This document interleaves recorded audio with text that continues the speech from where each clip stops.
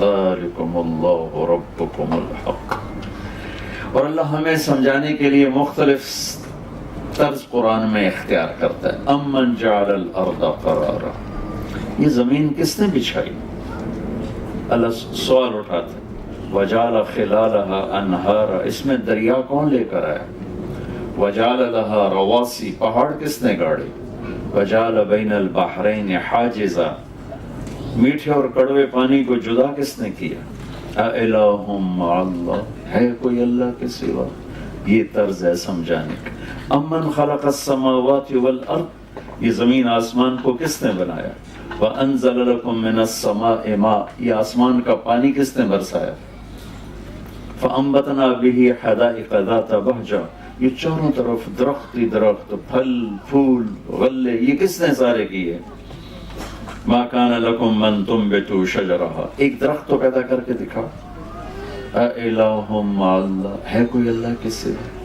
پھر اسی کو ایک اور انداز میں، أَلَمْ نَجْعَلِ الْأَرْضَ مِهَادًا، کون ہے اللہ کے سوا جس نے زمین کو بچھایا؟ والجبال اوتادا، جس نے پہاڑوں کو گاڑا ہو. وخلقناکم ازواجا، جس نے تمہیں مرد عورت میں تقسیم کیا ہو. وجعلنا نومکم سباتا، جو نیند لے کر آیا ہو.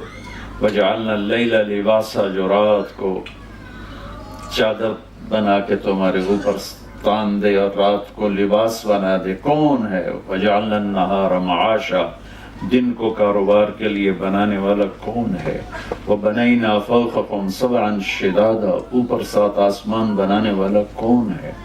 یہ سارے قرآن کے انداز ہیں جس سے اللہ تعالیٰ یہ ہمیں بتانا چاہتا ہے کہ تمہارا پیدا کرنے والا اللہ ہے، اور اس پیدائش کے پیچھے ایک مقصد ہے، وہ ہے لِيَبْلُوَكُمْ أَيُّكُمْ أَحْسَنُ عَمَلًا. ہم یہ دیکھیں گے کہ تم میں زیادہ خوبصورت عمل کر کے کون آتا ہے. انسان کے اندر حسن کی طلب ہوتی. یہ گاڑیاں جو آج کھڑی ہیں، آج سے 50 سال پہلے تو ایسے نہیں تھی. جو گھر آج بن رہے ہیں، آج سے 50 سال پہلے ایسے نہیں تھے. جو لباس آج بن رہے ہیں، آج سے 50 سال پہلے ایسے نہیں تھے. کہ انسان خوبصورتی کے پیچھے دوڑتا ہے، تو اللہ نے اسی کو سٹیٹس بنا دیا. ایکم احسن عملا، ہم دیکھیں گے تم میں زیادہ خوبصورت عمل کون کرتا ہے. یہ پیپر ہو رہا ہے، عمل بھی کرنا ہے، خوبصورت بھی کرنا ہے، لیکن زیادہ نمبر وہ لے گا جس کا عمل خوبصورت ہوگا چاہے تھوڑا ہوگا، اور جس کا زیادہ ہو لیکن حسن نہیں ہے. تو میں اس کو واضح کرنے کے لیے ایک واقعہ سناتا ہوں.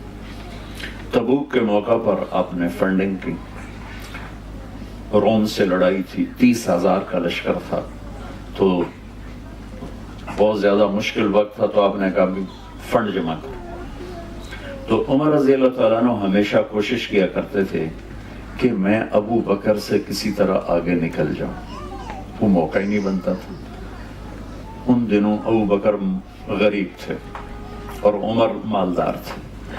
تو عمر کے جی میں آیا کہ آج کا دن ہے میں ابو بکر کو پیچھے چھوڑ سکتا ہوں، ورنہ نہ اس سے پہلے ہوا نہ بعد میں ہوگا. تو انہوں نے اپنے مال کا 2 حصے کیے، آدھا لے کر آئے، آدھا چھوڑ کے. ابو بکر رضی اللہ تعالیٰ عنہ فقیر تھے، وہ سارا اکٹھا کر کے ایک پوٹلی لے کر آئے. اب دونوں کیا کہ جو چیریٹی ہے سامنے پڑی ہوئی. ابو بکر اتنا ہے، عمر اتنا ہے، لیکن جو حسن ابو بکر کے مال میں ہے وہ عمر کے مال میں نہیں. کہ ابو بکر تو جھاڑو پھیر کے لے آئے اور عمر آدھا کر کے لائے. تو یہاں سوال یہ بنتا ہے عمر کتنا لائے ہو؟ وہ کہتے 10,000. ابو بکر تم کتنا لائے ہو؟ وہ کہتے 1,000. تو ابو بکر کی ہار تھی، عمر کی جیت تھی. موقع کا سوال بھی یہی ہے، لیکن آپ نے سوال ہی بدل دیا. جو بنتا ہی نہیں، ہزاروں بنتا ہی. یہ لوگ فنڈنگ کرتے ہیں تو جب کوئی پیسے لکھاتا ہے تو اسی تک ہی رہتے ہیں نا. مجھے میرے 100 پاؤنڈ لکھو، میرے 200 پاؤنڈ لکھو. کبھی کسی نے پوچھا ہے اور پیچھے گھر میں کتنے پڑے ہیں؟ وہ اگلے کی بھی واپس لے لے گا. تجھے تو چور لگ دو، میرے اگلے بھی واپس کر.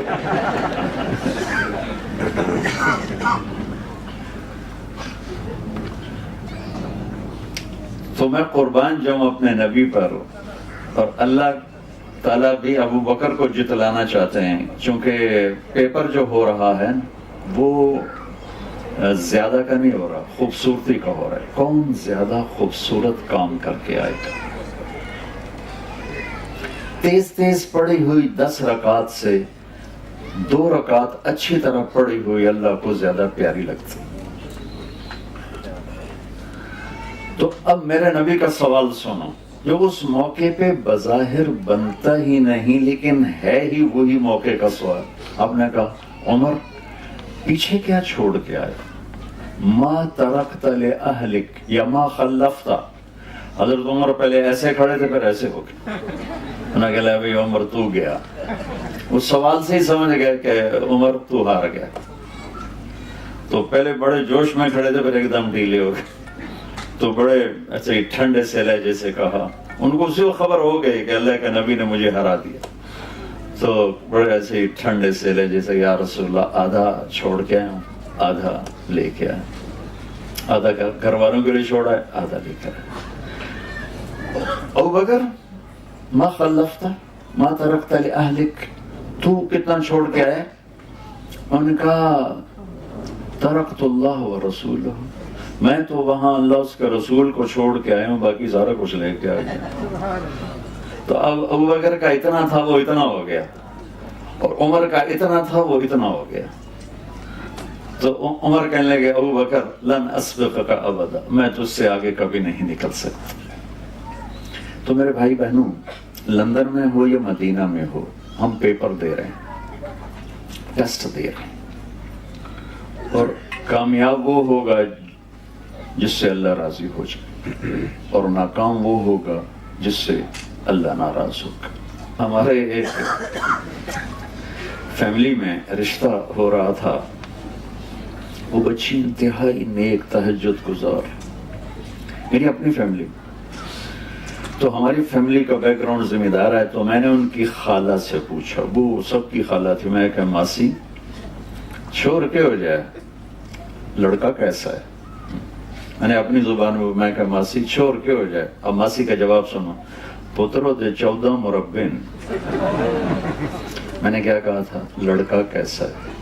اس نے کیا کہا؟ بیٹا اس کے 14 مربے ہیں۔ ہمارے ماحول کے مطابق اس نے جواب، میں نے دوبارہ پوچھا، میں نے کہا ماسی چھوڑ کے ہو جائے لڑکا کی ہو جائے، لڑکا کیسا؟ کہنے لگی پتر وہ دے 14 مربے ہیں۔ میں نے تیسری دفعہ ماسی میں زمین نہیں پوچھتا پیا، میں اس دا پوچھتا پیا بھی وہ کی ہو جائے کہ پتر 10 جاتا ہے وہ دے 14 مربے۔